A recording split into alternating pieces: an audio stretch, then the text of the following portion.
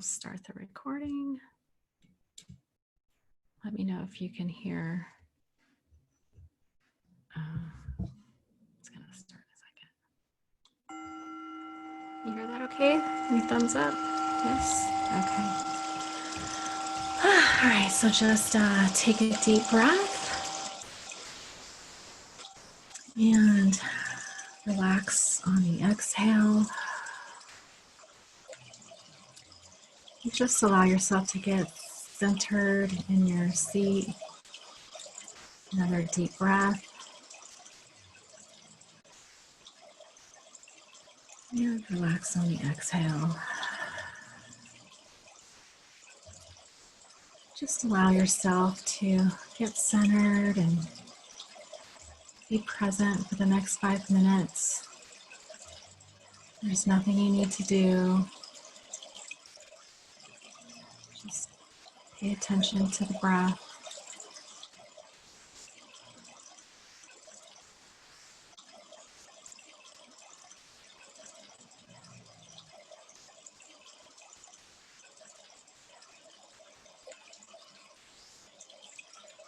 If you feel your mind start to wander, just bring it back to the inhale and feel your breath exhale.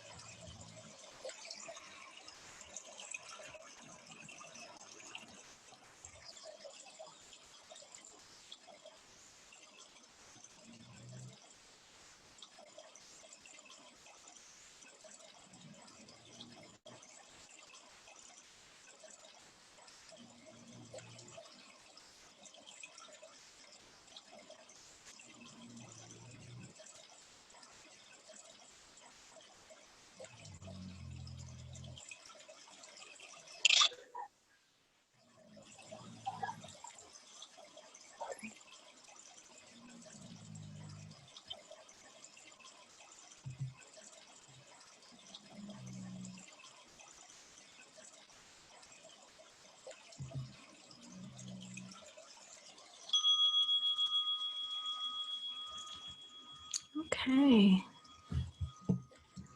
Well, if you want to just come back to the present moment.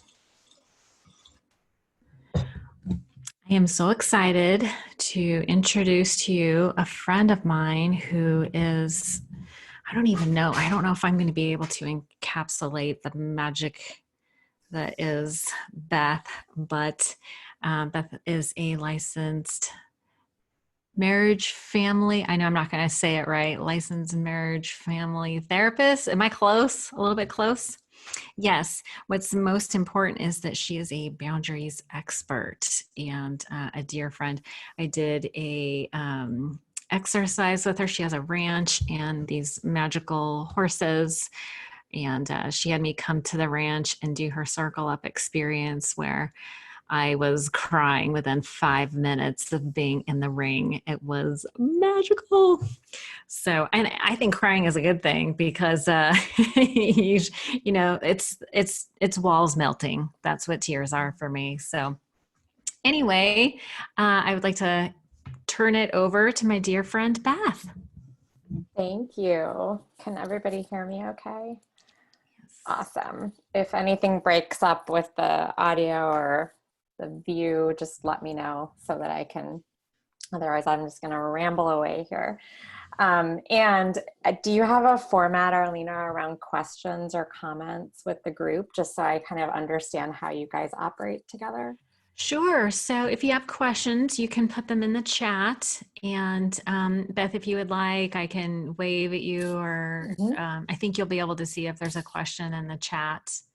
I But probably won't be able to view it because I'm going to view the screen as I'm talking. So if you can flag me that there's one there, that would be awesome. Sure. Is it okay to interrupt and just be Yeah, like, hey, totally. question? Okay, great. Yeah, please. Sounds good. Good. Okay. So thank you for inviting me to be here. This is wonderful. I love you, Arlena, and I'm so excited about your course and getting to be a part of it. Like Arlena said, I am a therapist, and I'm also a leadership coach, and I do culture consultation for corporations and organizations of all kinds, groups of all kinds, and I help people create the kind of relationship systems that they want to have so that they can have healthier workplaces. And my work went from a more traditional therapy place, from your more traditional therapy realm, to the ranch, because I've had a lifelong passion, obsession, addiction to animals, and have been involved in learning with them and from them since I was born.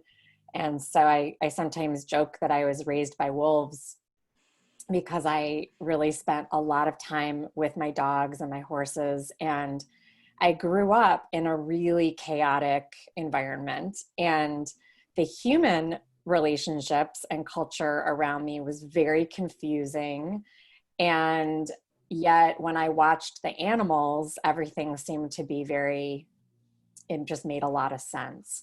And one of the things that I've learned from the animals is that they're always honest. And so when we talk about boundaries, it's almost impossible for me to think about and talk about boundaries or practice them without really understanding them the way that every other animal in the animal kingdom lives. And so my work always involves my animals to help people learn. They're my teachers. They continue to be my teachers. And then what I try to do is translate their lessons and the way they do it into a way that can make sense for us as human animals.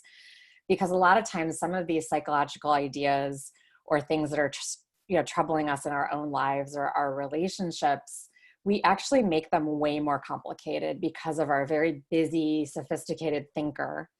And so when it comes to things like boundaries, unpacking it from an animal perspective has been so incredibly helpful for me. So I've been studying boundaries since I was I've been studying them. I didn't know that was a thing until I was probably about 12. But that's when I first started being an active student of boundaries. So boundaries and I go way back. It was out of necessity because, like I said, I grew up in this super chaotic atmosphere. The house I grew up in was called the Mushroom Manor. And we had a psychedelic mushroom flag hanging in the front lawn, flapping in the wind. It was like a hippie commune. So you can just use your imagination for the rest of that picture. You can only imagine why a child would be confused about boundaries in that environment. So I want to just take us through like some practical definitions about boundaries because I think they're often misunderstood. Boundaries are the interpersonal communications which express our needs and preferences so that others can learn who we are and how to relate with us. So we use boundaries in our relationships to teach others about ourselves and about how we want to be treated. And this is how we set up norms in a relationship. And it's fundamental to how we share space and resources and how we build trust. And so if we have patterns in our relationships that are not working, it's usually because the boundary work that we have done boundary work, but it was actually not, we were not teaching the things we actually wanted. We were teaching and reinforcing things that we actually did not want. And so that's like a basic definition of what boundaries are. Here we go. So I want to say something about safety with boundaries because I want to be able to see you guys. When we're talking about shaping relationships, it's a much like gentler, all day, everyday communication piece. But when we're talking about safety, it's a whole other realm. And so I'm going to reference this idea of brick wall boundaries versus relationship shaping. And brick wall boundaries are needed when our psychological or physical safety and well-being is being violated. And so that's where our boundaries, like no matter what, are brick wall boundaries, and we remove ourselves from situations or people who are victimizing us or taking away our choices or freedom. That's the definition of a victim, as somebody whose choices or freedom have been taken away. And so when we're in those situations, brick wall boundaries, it's not about shaping relationship. It's about keeping ourselves psychologically and physically safe. Non-negotiable, and it's not about shaping relationships. It's often about ending them. So I just want to make that really clear that what we're talking about today is different than that.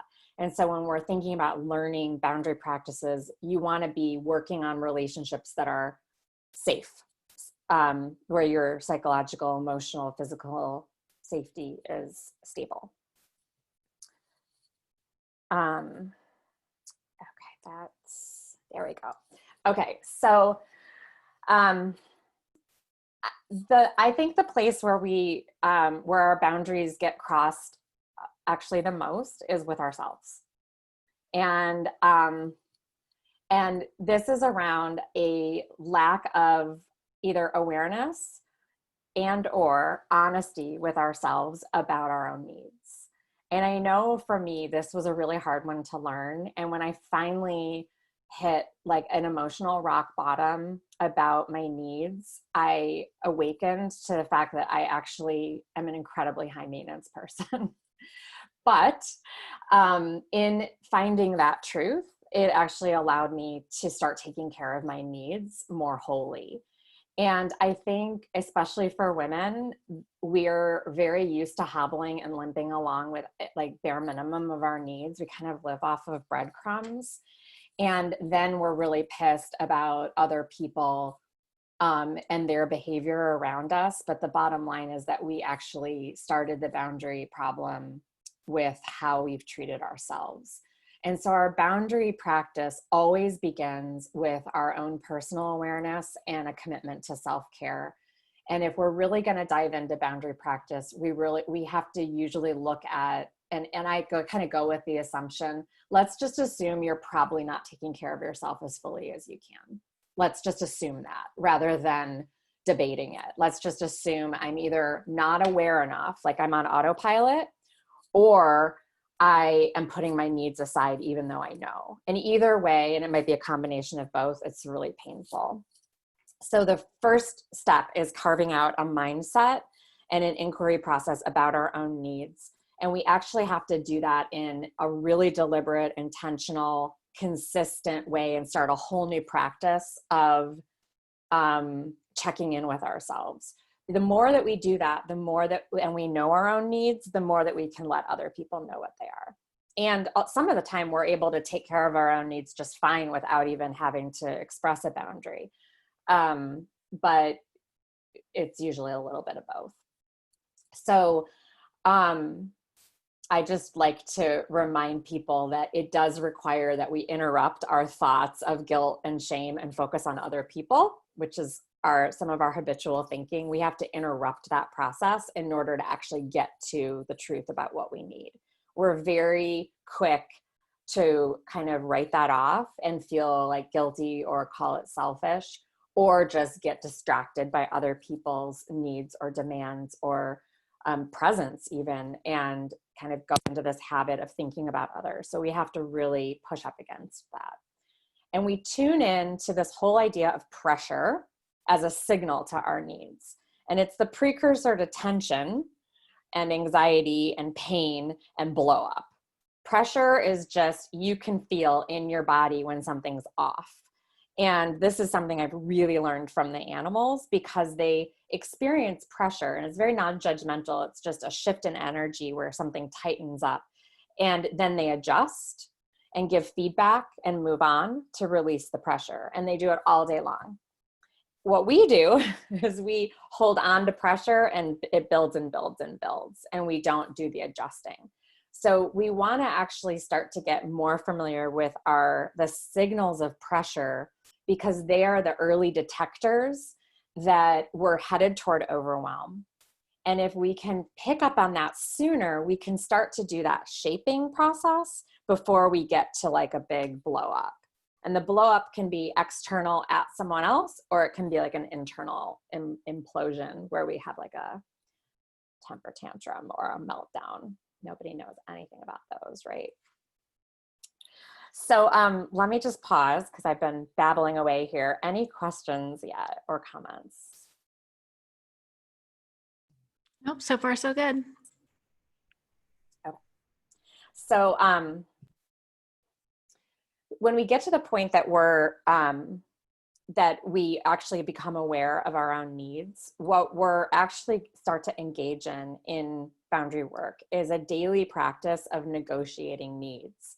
So this idea is that whoever you share your life with, at work, at home, well, now everybody's at home, but your work life, your family life, your friend life, any of your communities, any of the groups that you're involved with, what you're really doing is actually sharing needs. And we're supporting each other and sharing resources, whether it's time or space, emotional support, companionship. And so when we start to get clearer about our own needs, what it opens up is this whole world of negotiating needs. And so we get to actually start communicating with other people and letting them in and letting them know about our needs. And we have to let people know exactly what's going on if we stand a chance at having them care about our needs. A lot of times we don't talk about our needs until we're at that overwhelm. And so it comes with a big wall of anger and upset and resentment. And actually what that ends up doing is scaring people away versus actually getting a compassionate, empathic ear. And so part of the boundary practice is that we're entering a world where we're negotiating needs and assuming that we're going to negotiate needs all day. It's actually way more consistent of a practice, and we're doing slight adjustments along the way. And so, and it's what we're doing, and it's not all about me and my needs. I'm also checking in about yours. And that's part of how we start to open a new feedback system about a relationship so that we can shape them together. And I really learned this from I live with my horse herd. And so I'm out there with them all the time and learning with them and watching them. And they just they've got all these shortcut cues to each other about expressing needs, because they're very efficient at taking care of each other's needs and having these interdependent groups. And so what they do is they're negotiating space and leadership and all of their daily needs, but they do so with all of these quick cues.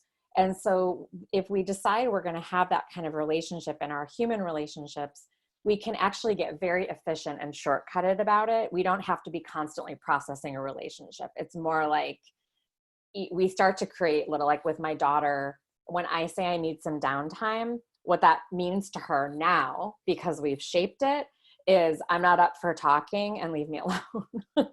But it's a nice, we've created that shortcut through a shaping process. And it took some time. And then I also had to teach her that when I say that, it means that she checks in with her needs and tells me if she needs some help to prepare for the fact that I'm unavailable. And so we've shortcutted it now because we've gone through that negotiation process. So that's just an example. But I think that the important piece about here is that when we open up about our needs from that, at that level, which is more vulnerable, it actually, and what we're really saying to someone is, I need your support. I actually need you to attend to my needs. And coming from that perspective, it really increases the chances that people have something to offer to us. And it's very different than a demand. And so it's why pressure is so important to stay connected with, because it's unlikely we're going to be able to express our need from that vulnerability when we're already on fire with emotions. Okay. So this is like the part that I call like the boring part in boundary work, where it's like, okay, I've discovered my needs. I've started communicating them and negotiating them with others. And then we've started to create a new routine. But now we have to do this like fine-tuning feedback work until it becomes the new norm. And it's repetitive. And this is where I think in my boundary work, my own personal boundary work, in the last, I'd say 4 to 5 years, I really had to come to terms with like really accepting the boring part and staying with it. Because otherwise what happens is the boundaries that needed to get adjusted never do. We don't actually finish the learning process and create the new habit. And then I end up having to circle back to the same issue over and over again. And it's a nightmare. And so when I finally was like, okay, I've got to commit to this boring part, which is like, we're having this conversation again, but I'm going to stay with it because it takes people a while to learn, including me. I have to keep going back to this process. And eventually it does end up creating change. But I think that what happens for me, and I think it happens for a lot of people and for my clients and friends that I talk with about this, is like, we feel so excited that we finally figured out our needs. We've learned to communicate them. Someone listened and cared about it. And we're like, okay, that's good. That's great. I want to just celebrate that now. But actually it's at that point that we have to do that work of reminding and learning. And I think for a long time I was like, that should be enough, right? But the problem is that no one's going to care about my needs as much as me. And so I've got to be the one that stays committed to that learning and teaching process. So this is kind of a long game, this piece, but it's really important. And back to this idea of like shortcuts and creating some language, or even like fun. There's like things that we do in our household that are these little shortcuts, and they're kind of funny, that are part of, they took place during this shaping process where we're learning how to create a new norm, and like, how can we do it and remind each other so that we're supporting that change. And those are actually, if you can get into that process with whoever it is that you're adjusting in the relationship, it can actually be like a way to bond. And which I think for a lot of us, like, we could never think it was possible that getting our needs met and doing like boundary work could actually be a bonding experience, but that's actually what it's supposed to be. It's supposed to be how we build trust. Okay, I want to talk about a couple of like some troubleshooting. So I was expressing that cycle of where we ignore pressure. And I just wanted to talk about this phenomenon that I am certainly familiar with, and I call it the doormat to dictator.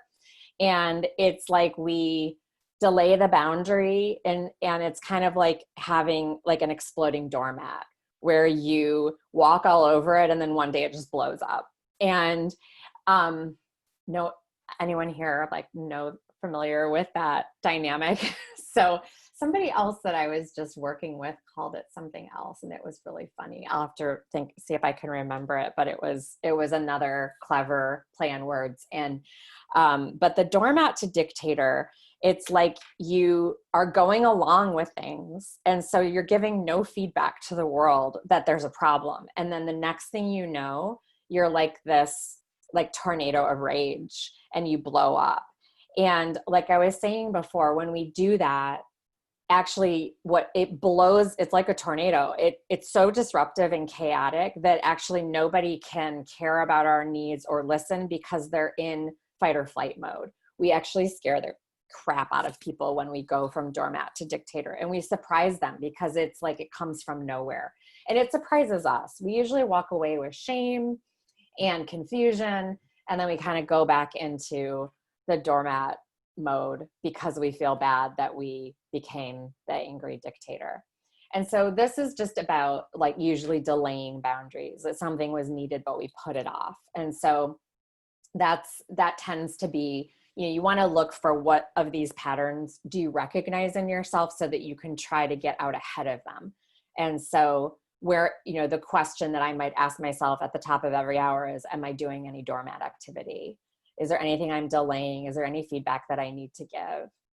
The other thing that people do, and I'm certainly guilty of this as well, is that I give the feedback, but it haven't really called attention to it as this is something we have to work on. And so what it is actually nagging. And what happens when we nag is, so the dictator is like a big explosion. So it certainly catches everybody's attention, but it like blows them out of the water. The nagging is like a constant feedback, but everyone becomes kind of deaf to it. No one can hear it anymore because it doesn't have any sharpness. So what we're shooting for is somewhere in the middle where we're actually like, it's a wake up call. Like, hey, we need to work on something here, but we've got to work on our timing around how and when we communicate that so that we can increase the chances that we have people that will work with us. So the third pattern here is about when people hate our boundaries, which is, let's just face it, it's always. So nobody wants to like change the rules of the relationship. And so planning for this is so helpful. It's like, no, I always think like, okay, I figured out my need. I'm going to express it. And like, where's the parade? And there is not one. People are like, wait a minute, like you're completely changing the rules. I don't like this. It increases anxiety and tension. I have to change myself now.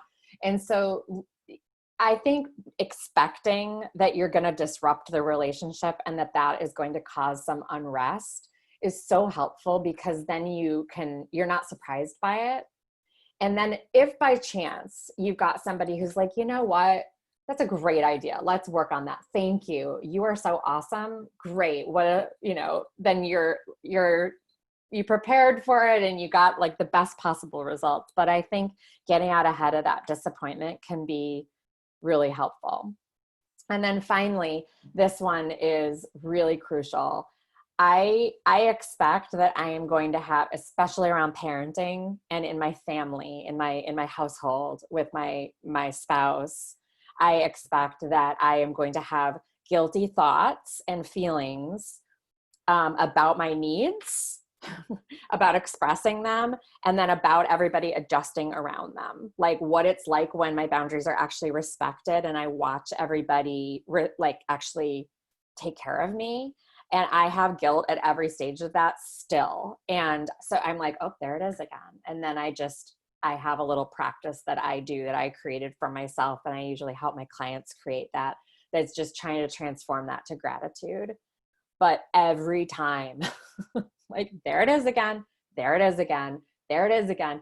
And I don't know, I mean, the brain science is that like what fires together wires together around neurons. So the more that you repeat things, the more it becomes like a part of you. It becomes an inner trait. I can just hope that, like, hopefully at some point a new pathway will form and it'll just be the gratitude and not the guilt. So, but I do try to plan for that so it doesn't derail me. Okay, so just a quick little summary here, and then we'll see where we are with our time and with questions. But boundaries are really about shaping relationships. And I always think about this like having a big block of clay, and you're going to mold it into like this beautiful sculpture. And that actually, it's a collaborative sculpture. And so everyone gets to play a part in it. And if we step back and don't do it, then we're not leaving our mark on the relationship. And so, but I always think about that clay and like making some beautiful piece of art. The second piece, radical acceptance around the fact that you have needs, and in like a big way, big way. This is crucial. The third is the expectation that we communicate and negotiate needs all day, every day. It's just part of having an active, open relationship. Shaping relationship is a learning process and requires concrete feedback so that we can truly shape that sculpture into its final form. And then the last piece is just that expecting setbacks, and that it often gets worse and inflamed before it gets better. It's like working out. You're going to get sore and then you're going to get strong. And that part's really amazing. So I think that is the last one. Oh no, this is, a lot of times when people observe my horses, this is really interesting to me, and my dogs, you see the horse in the front has her ears back and she's got that expression on her face, and she's expressing to that horse behind her that she wants a little space. He's right up on her. And so, but when people see that, they say that she's mean and mad. And it's really interesting to me because she's not. It's a very clear message. And a lot of times when you watch the animals communicate with each other, they don't nag.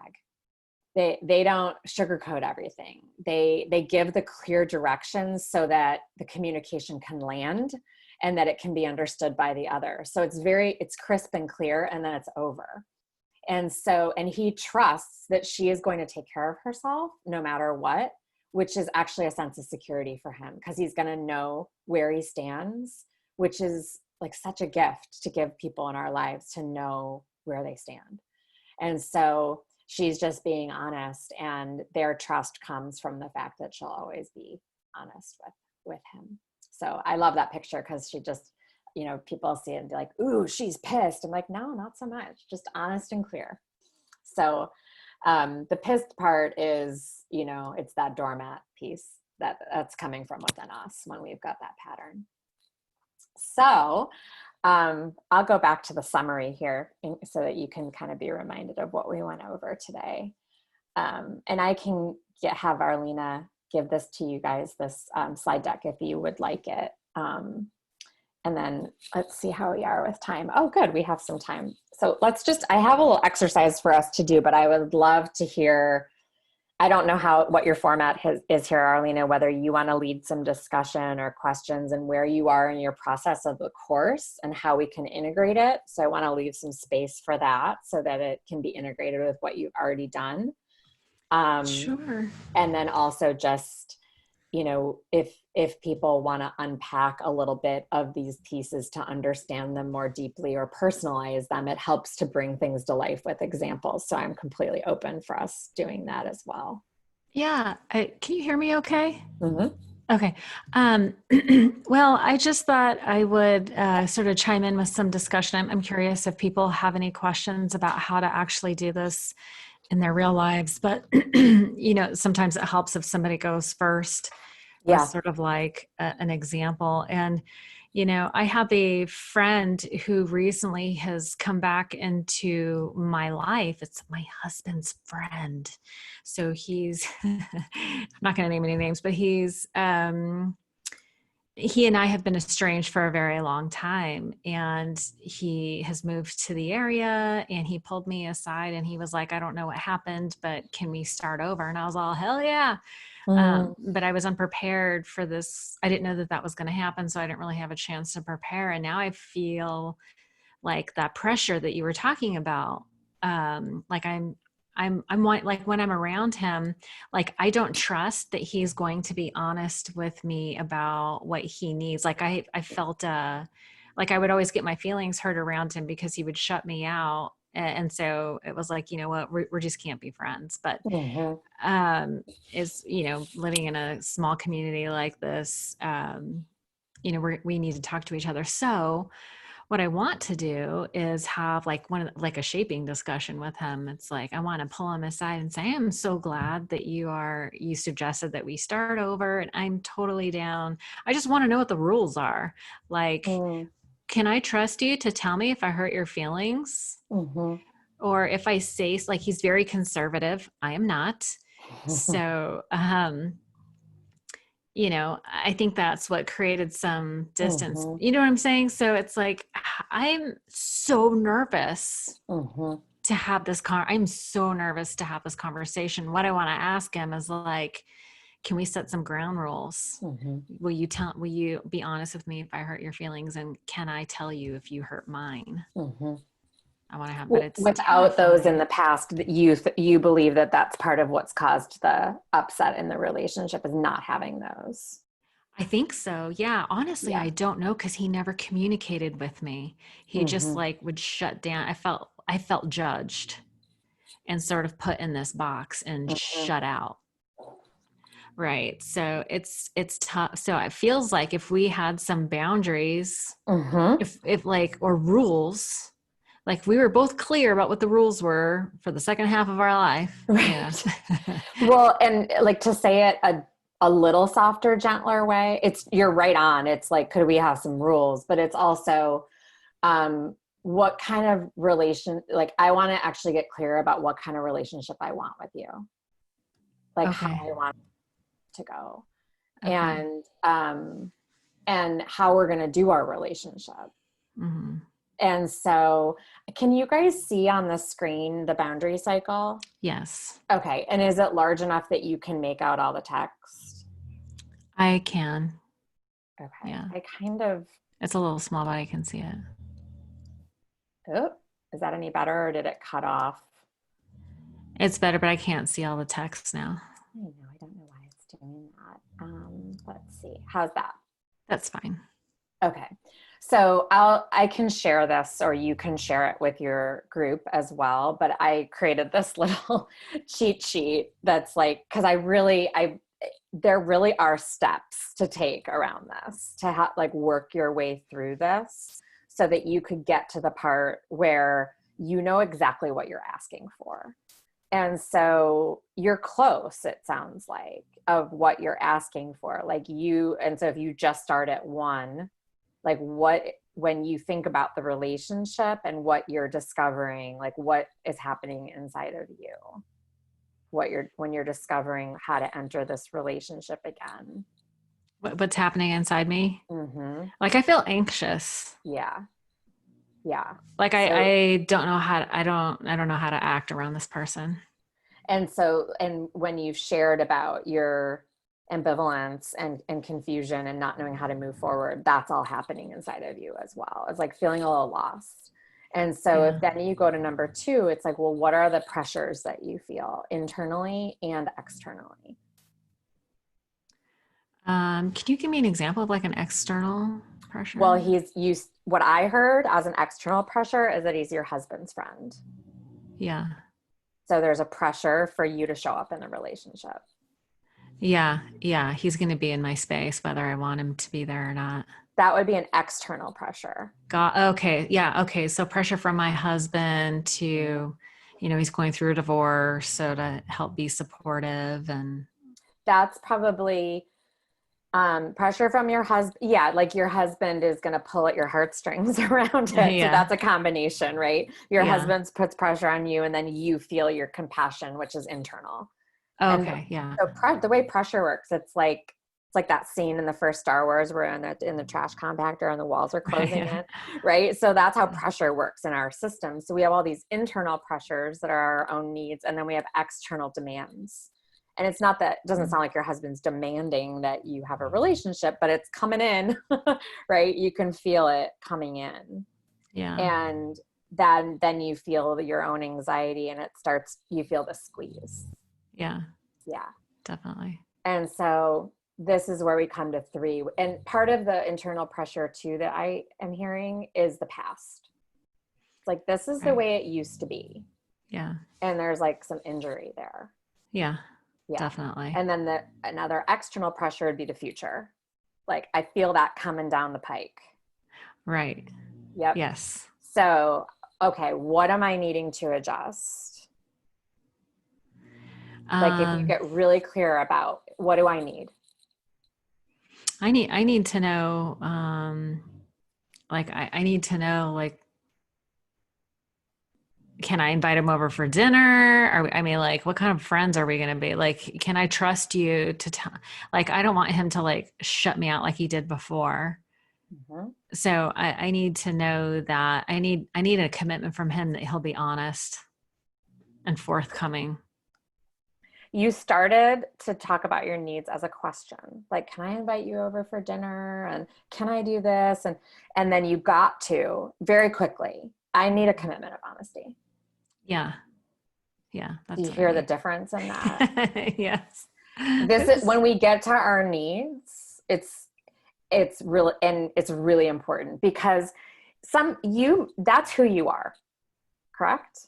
Yeah. Like, that's a core piece of your integrity. Honesty. Yeah. And that you want a commitment of honesty from others. Yes. Yeah. It's like a core sense of safety for you. For sure. If he Yes. doesn't know that, he doesn't know to show up with it.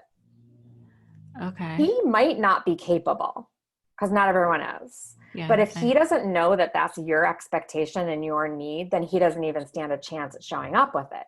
So this piece about, like, if I know that's my need, the number 4 is, what can I do to take care of myself around it? I need to let him know. Okay. Here's who I am. Like, a core piece of who I am is that I rely on the people that are in my life to have honesty with me, so that we don't have like falling outs, and I won't do relationship like that. Mm-hmm. Right. So you can start to feel like it's taking shape around what you need. Are we on track, or are we? Absolutely. Yeah. Like, can you feel it in your? Yeah. Yeah. No, when I hear you say that, it makes me feel like I breathe a sigh of relief. The 'Cause pressure starts to go down, yeah. Yeah. right? Because Yeah. this Because is now where, I can see how we can move forward and I'll still be safe. Because I used to get my feelings hurt all the time because there totally. was no communication. But you've got to get to what the core need is, which Yeah. is a Which is commitment. honesty. Yeah. You got to it super fast, by the Yeah. way. Yeah. I I've think been when we ask stewing on it ourselves for the a right minute. when you ask yourself the right question, Yeah. like, a lot of times we're out there focused about, here's all the things I needed you to do. If I invite you to dinner, you're going to do blah, blah, blah, blah. And it's like, it distracts us. Like, I don't know how you did it, but you found your way back to, it's because we rehearsed this for like 3 days. So I'm just kidding. But, I've been stewing but on it for a yeah, minute. no, but you got right to your core need. Mm-hmm. And when we get to that, there's so much clarity. So usually we'll Okay. get to it when we're asking ourselves, like, what am I needing to adjust here? What I need Okay. is a commitment of honesty, period. Yeah. Yeah. And so this next question, what am I going to do to take care of myself around that? And what I'm hearing is you have to open up and let him know that's who you are. Yeah. And you need a backup plan, because you've got some data of how he operates. And so that he might not be capable. You don't know yet. That's And true. so a lot of times when I'm going to do a leap of faith with a boundary like this, I will remind myself, I got to give it a try and give people a chance to show up with my needs. But I also have a backup plan. I have a plan B, which is that if you're not capable of that, then I'm going to adjust my expectations of this relationship. Gosh, I think that is so important, especially like in like romantic relationships Hmm. or, work relation, actually friendship, like all Every relation. Yeah. relationship. It doesn't Hey, mean that it has to be a brick wall boundary, like I'm going to cut oh, you off right. at Yeah. all. But Okay. I'm not like, we're going to be so light and polite, and that's all you're going to get from me, because you're not Right. going to get a commitment of my honesty and integrity. You're going to get light and polite because Like, that's all you're willing to give. right. But That if makes you sense. can show up and learn that's a core value of mine and meet me there, we could actually have an amazing relationship.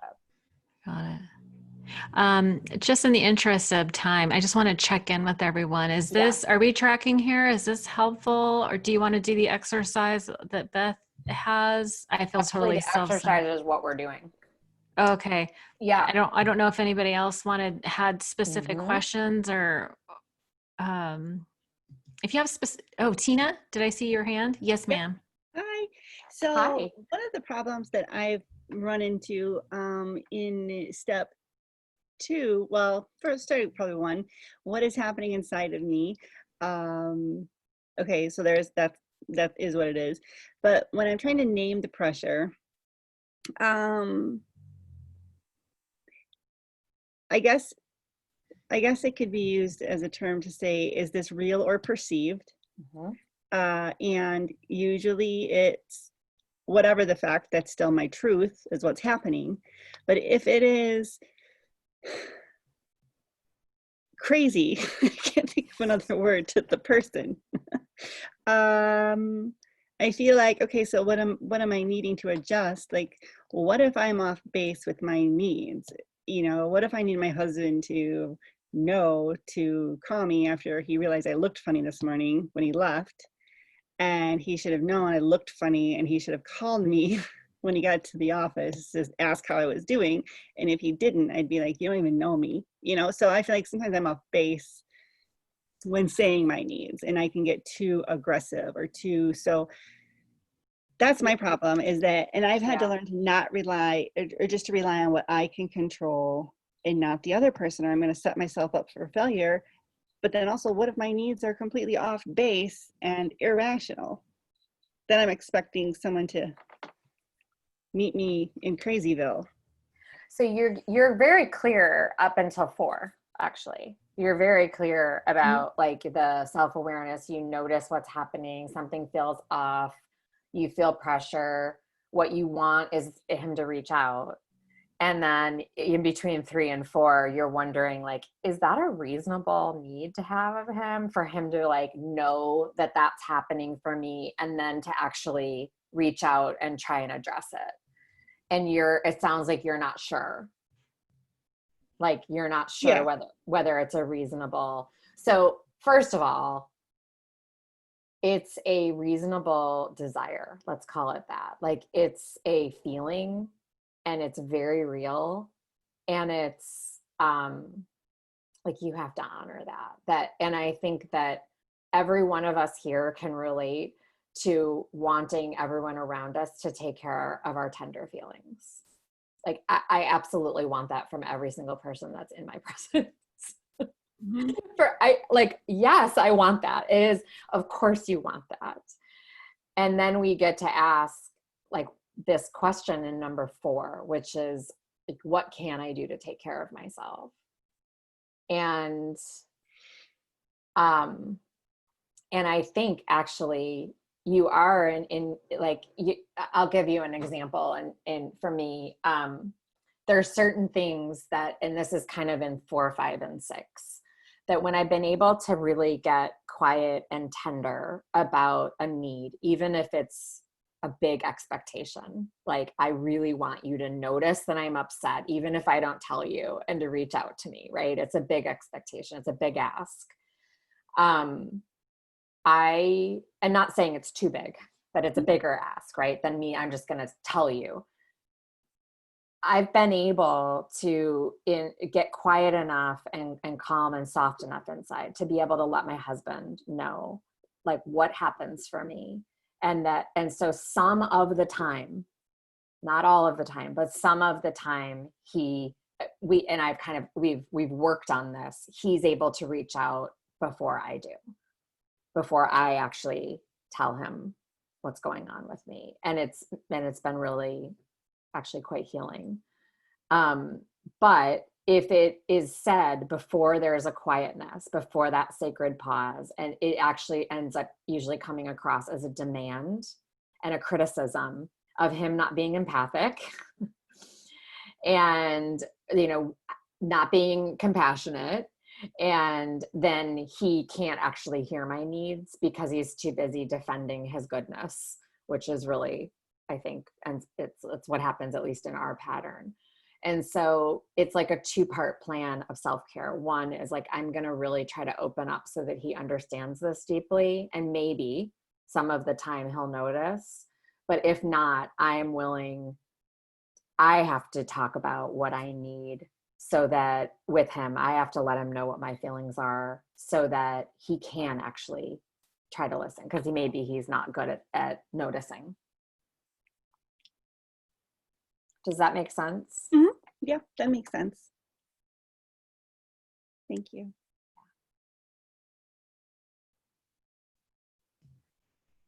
Does anyone else have an example that they want to try out?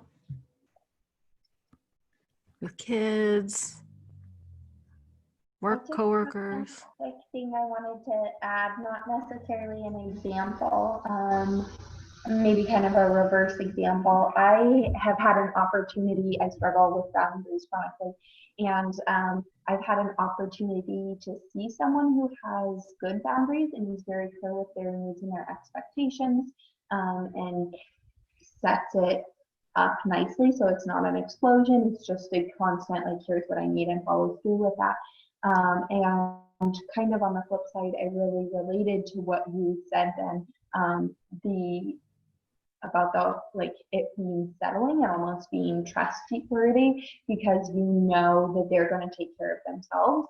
And so then in a sense that frees up me to open and, you know, kind of follow suit. And so to me, I don't know if that necessarily makes sense, but it's been freeing because I see, oh, this person's getting their needs met. Oh, it doesn't seem too demanding. It doesn't seem overwhelming or ridiculous. And if they're saying it, it's probably true. They're a reasonable human. Okay, I can also expect the same. And it kind of also hopefully helps cycle healthy boundaries.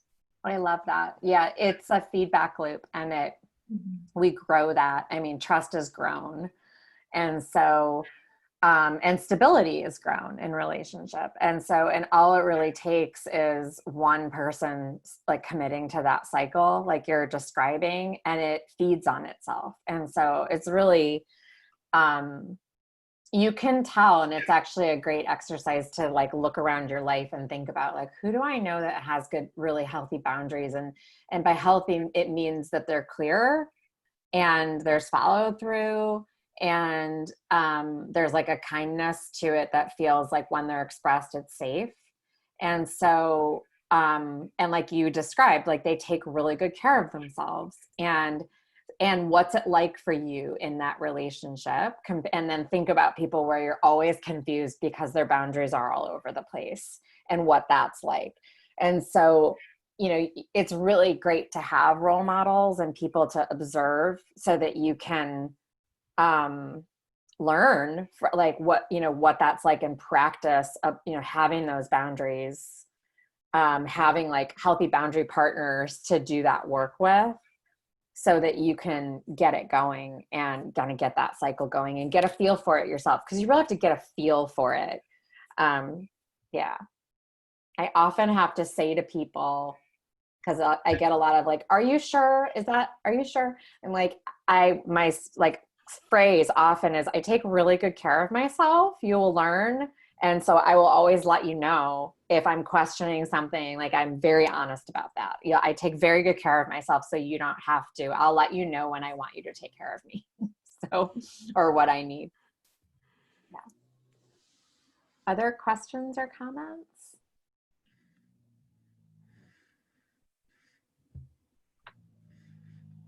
One of the things that you can work on as an exercise for yourself, I don't recommend jumping into a very high pressured inflamed relationship, like I call it like a high stakes relationship or a high stakes situation, to learn this.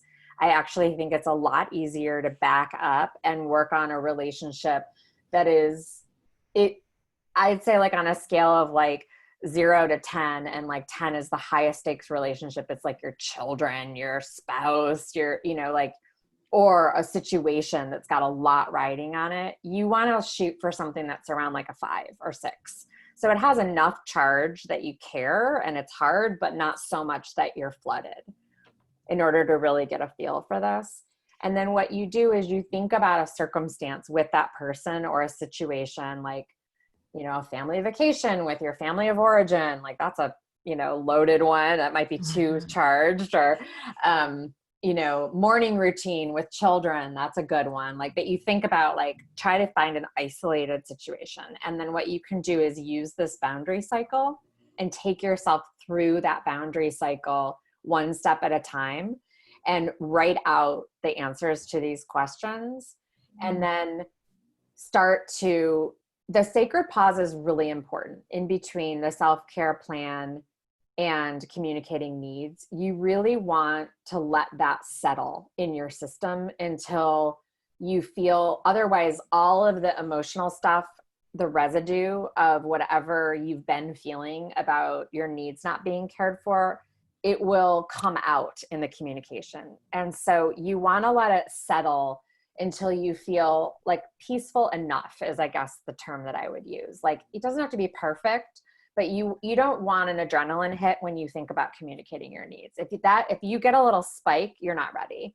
So you want to do some spiritual work around really just like getting into some hopefulness, solution focused. I'm letting go of the past. I'm ready to start moving forward.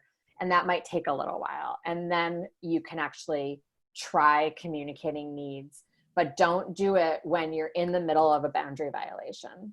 So I don't recommend working on this. I recommend working on it like if you're going to work on, like, let's say morning routine with children, don't do it in the morning. Don't do it when it's, you want to do it at a calm time when everybody can actually think. And so, but you can take yourself through this boundary cycle and at least, and then maybe come back to each other and let each other know how it's going, kind of problem solve around it. And so, but just getting a feel for one cycle of it can really start some momentum going, like, oh, I could do this. And then try another relationship, another situation, and look for places where you can step back and say, what am I needing right now? I'm feeling some pressure. What am I needing right now? What do I need to do to take care of myself? And how can I express that to others? That's really good.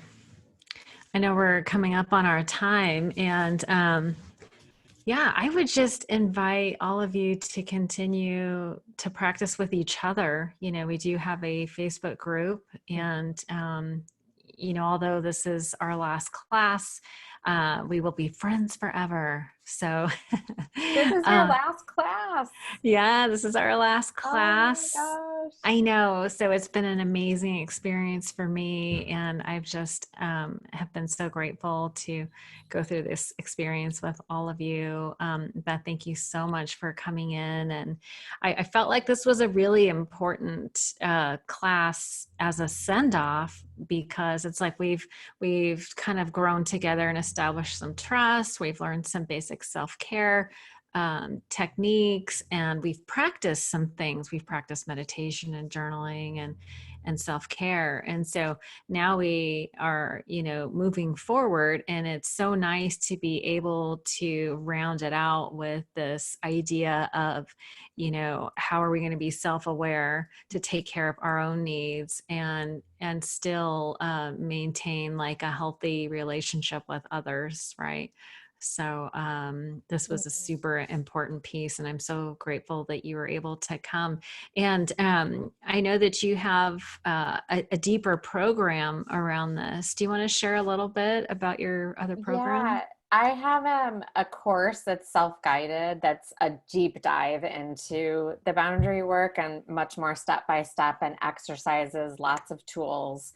It's self-guided, so people can do it at their own pace. And then I have a membership group where people work, will be in that group to work on this together. And we do a monthly call and a Facebook group, and but especially around relationship shaping and boundaries. That's the main focus of that group. And that's all, you can find all of that on my website. And the course is called Boundary Bootcamp. Yeah, I'll definitely leave links to it in the Facebook group. But no, I feel like a lot of us, early in recovery or, anytime really, we all bump into really challenging relationships. And the question then becomes, how do we practice self-care in the face of, we're growing and evolving and changing. And sometimes the people around us don't appreciate that. And so, and boundaries are a funny thing. Sometimes you don't know where they are until you cross them. Right. And as I grow, I grow and change, so do my boundaries. So I like the idea of this all starting with step one, which is self-awareness, what's happening inside me, that constant tuning in, and part of the self-care practice that we've been talking about for the last 6 weeks is about, prayer, meditation, and journaling is all about being right here, right now. What am I feeling? So that I can learn from my feelings, basically. So I love that. Yeah, this is like taking yourself, like all of the self-esteem work that we do when we were working on our awareness. And it's like, now I'm going to take it out to play. Exactly. Yeah, absolutely. So, this was, I feel like, the perfect cap to a great class. So, I will share the resources in the Facebook group. Does anybody have any questions before we call it a night? Jan? It's funny, but it's kind of true. I want to know when you have bad boundaries with your animals. Oh, oh yeah. That's a thing. It's a thing. Yeah. My whole life is around animals and the shame, the guilt, and I should be playing with them and I should be doing this. I know. I have 32 animals, so I get it. Wow. Yeah, not it's just funny. The human ones. They'll survive. I think that's a fair question, though. It's like, how do you navigate or resolve that guilt? It's like, it's like priorities, or what would you say about that, Beth?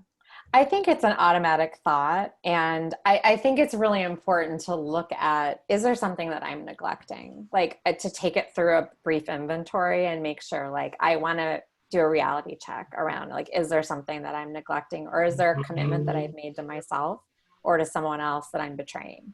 And if that's not the case, then I just call it an automatic thought and then do a gratitude practice. And I also, like, I feel like it's like a brain glitch it's like my brain's flagging awareness, and it goes to guilt versus, like, I'm just supposed to be alert to this versus guilty. Like, it's just it like goes in the ditch rather than just staying in alertness around it. Like, yes, of course I want to be alert to not being neglectful or not being selfish or any of those things. Of course that's the case. And I'm very grateful I have that awareness, but it doesn't have to go into guilt. It's just awareness. And so I'm just trying to train my brain around that. And so it's like, thank you very much for reminding me not to neglect my commitments. And that's not what I'm doing right now. I'm actually taking care of myself. So I just talk to it. And, but I think it's important to look at it and acknowledge it. Oh yes. Ask it the question, ask your guilt the question. Are you real? Okay, well then you're not needed right now. And there's the self boundary. And it's a self boundary practice and a self-care practice to not slide into automatic thinking. That is brilliant. It's a flag. It's just a flag. Just a flag. Yeah. I teach my animals that all the time. I'm like, yep, I see it. I see that thing. I see that too. Thank you. Yep. We got it. We're good. Yeah. But we don't have to dive in. Yeah. Isn't that funny? Like, Teddy has no problems telling me what his needs are. He doesn't give two shits or feel guilty at all. I know. Isn't that amazing? They're great teachers. They're great reminders. Yeah. No, that's awesome. Actually, that was a really good question, Jan. Yeah, it was a great question. Thank you. Anybody else? If you end up having a question, you're welcome to email me, and Arlena can give you my contact, or you can find me on Facebook and just send me a note. You might have a question in like 24 hours or 2 days from now, or no problem. Just shoot me a note, or you can ask me through Arlena.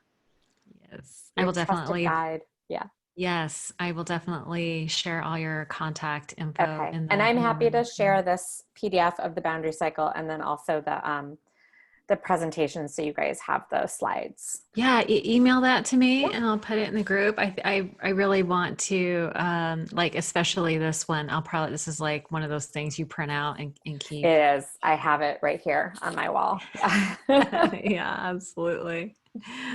Awesome. Okay. Well, we're a little over time. I just want to say it's been such a pleasure for all of you to be joining me. And thank you so much. I love you all. And thank you so much for your honesty and for showing up every week. And Beth, thank you so much. I'm so glad everyone got to meet you. Oh, thank you. Great to be here. All Thanks right, for ladies. including me. Of course. Of course. We'll talk soon. Bye.